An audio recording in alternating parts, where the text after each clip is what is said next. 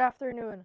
Welcome to Tribune News on Q, your go-to afternoon news source, only here at the Daily Tribune. We're now live at Daily Tribune's Facebook page, Daily Tribune PH on YouTube, and the Daily Tribune Official on TikTok. For today's headlines. Measles cases in northern Mindanao rose to 10% last year, prompting DOH-10 to launch a supplemental immunization drive for nearly 500,000 children. Former DPWH Secretary Manuel Bunoan has yet to return from the U.S., with investigations continuing into alleged irregularities in flood control projects.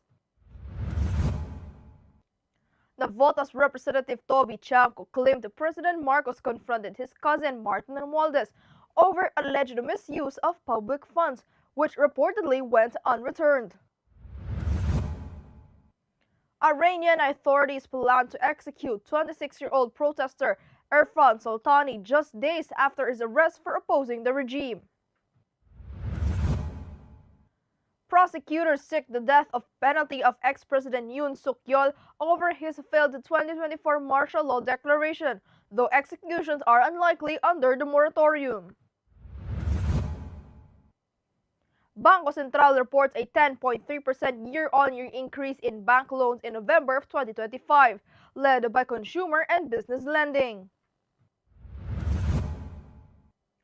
K-pop group AHOF will hold its first Cebu fan meeting on February 15th at the Cebu Coliseum, following last year's Manila show. Carlos Alcaraz aims for his first Australian Open title, the only Grand Slam missing from his career, while facing defending champion Jannik Sinner.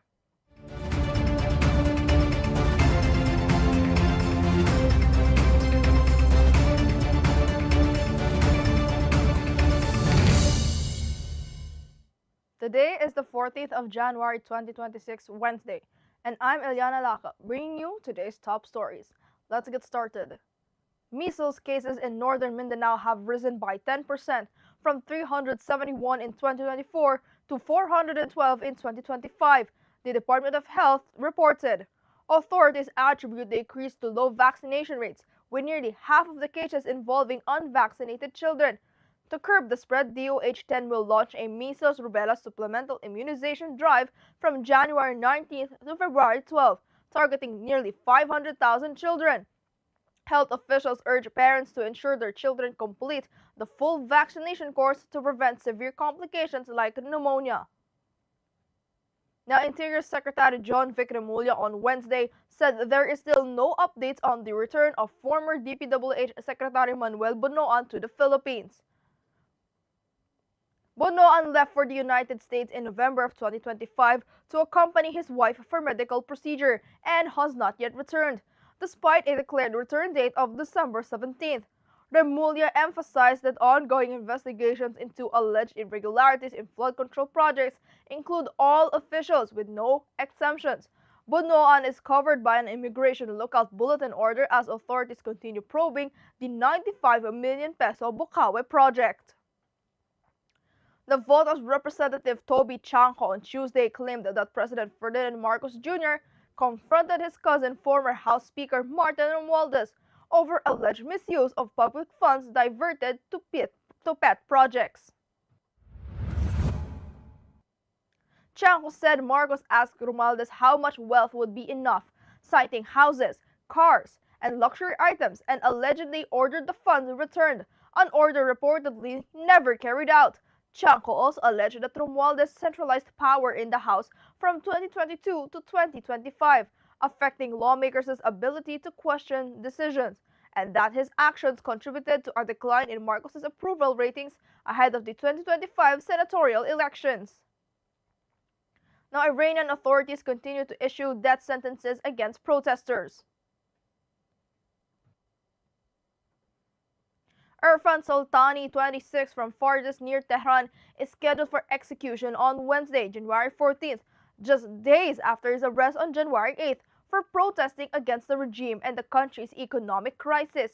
Charged with waging war against God, Soltani was reportedly denied legal counsel, including representation by his lawyer's sister. His family said the court process was, quote, extremely rapid, issuing a death sentence within 2 days, allowing only a brief farewell visit on January 11th. Now, South Korean prosecutors on Tuesday sought the death penalty for former President Yoon Suk-yeol over his failed December 2024 martial law declaration that sparked a political crisis. Prosecutors accused Yoon of leading an insurrection driven by a bid for dictatorship and long-term rule, saying he showed no remorse. Yoon defended his actions as lawful, aimed at protecting constitutional order. His trial concluded after 11 hours, with a verdict expected on February 19th. Despite the request, executions remain unlikely due to South Korea's moratorium. The Bangko Sentral ng Pilipinas reported that loans from universal and commercial banks grew to 10.3% year-on-year in November of 2025. Outstanding loans to residents rose to 10.7%, while loans to non-residents fell by 4.5%. Business lending increased 9% with key gains in real estate, utilities, trade, transport, and information sectors. Consumer loans, including credit card and salary loans, grew to 22.9%. The BSP said it closely monitors bank lending as a key channel of monetary policy and will ensure liquidity and credit conditions support price and financial stability. Now, the Philippine Stock Exchange is showing modest gains today. The PSEI climbed to 3.26 points to 6,412, while the All Shares Index added 4.61 points to 3,642. Mining and oil-led sector growth rising just over 2%, followed by property and holding firms. Services, however, slipped to 1.78%. Among the most active stocks are GLO, JGS, and APX posted strong gains, while ICT saw the biggest drop, down nearly 3%.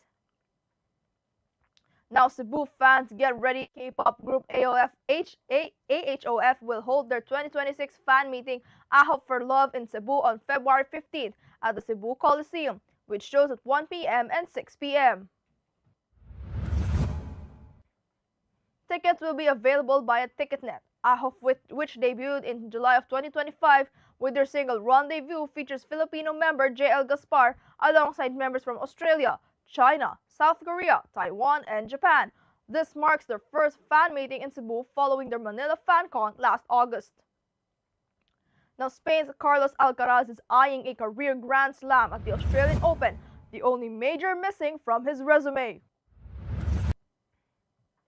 The 22-year-old with 6 major titles has yet to get past the quarterfinals in Melbourne, facing stiff competition from Italy's two-time defending champion Yannick Sinner. Alcaraz leads their head-to-head 10-6 and recently beat Sinner in a warm-up exhibition.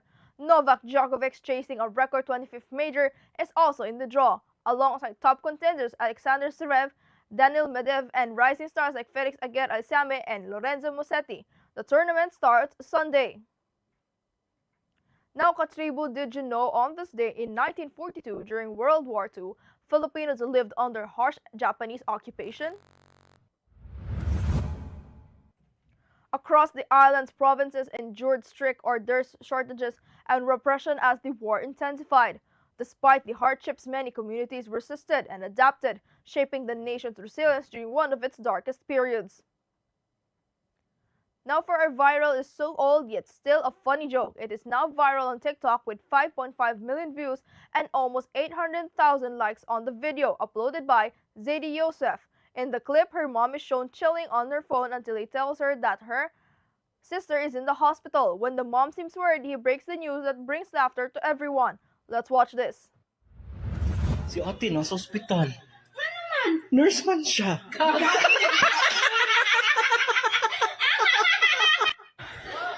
Si ate nasa ospital. Ano man? Nurse man siya.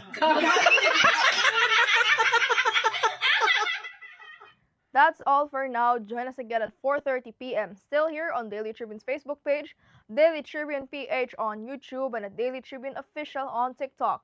Once again, I'm Eliana Lacap, and this has been Tribune News on Q.